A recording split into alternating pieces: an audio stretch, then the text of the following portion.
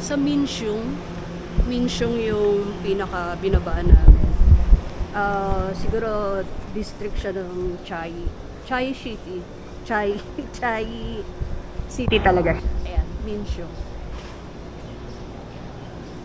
Tapos, hi Jess! Hi ma'am! How does it feel going to the National Chungcheong University where the Meteor Ground? Ayan, tapos We're going to take this or string? Sige, lakad na tayo. Kasi in fairness, ang time na ina-expect namin 2 hours, pero less than 2 hours dumating yung train dito sa Minsyong. Napansin ko, no, yung MRT nila sa ibaba. Yes ma'am. Tapos yung LRT. Literal na MRT. Oo, yung train nila. Pero may part doon sa MRT, may part na nasa taas. May part na nasa taas. Okay. Pero okay. Okay. Tapos pagsakay natin ng bus, mga ilang minuto lang.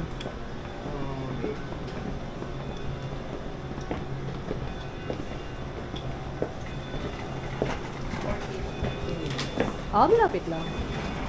Malapit lang pala. Pagkalabas mo ng coach ng train, okay, dito sa Heping Road, papunta ka ng Heping Road. Tapos from here, sasakay kami ng bus. Papunta na siguro dun sa university. Kaya yung Heping Road.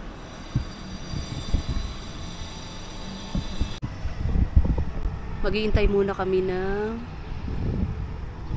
muna kami ng bus kasi 9:25 pero Sunday yung schedule. Mabuti marunong magbasa ng Chinese characters si Jess. 9:20 yung schedule. 9:25 yung schedule ng bus. Pag walang dumating ng 9:25 na papunta ng university, then mag-Uber na kami, Uber taxi.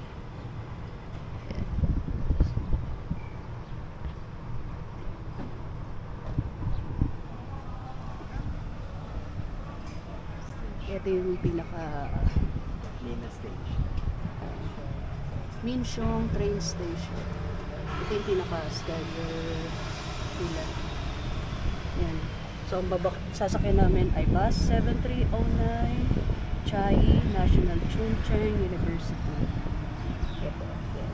O mga oras yan. Tapos may mga day. Hindi ko na alam. Hindi ko na naintindihan yung parang.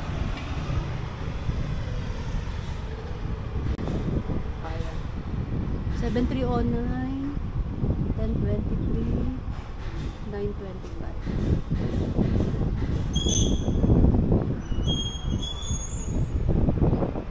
Ganda. Ganda. The best.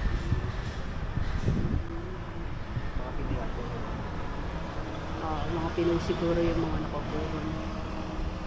Etits! Ay, lumingon. Pinoy nga.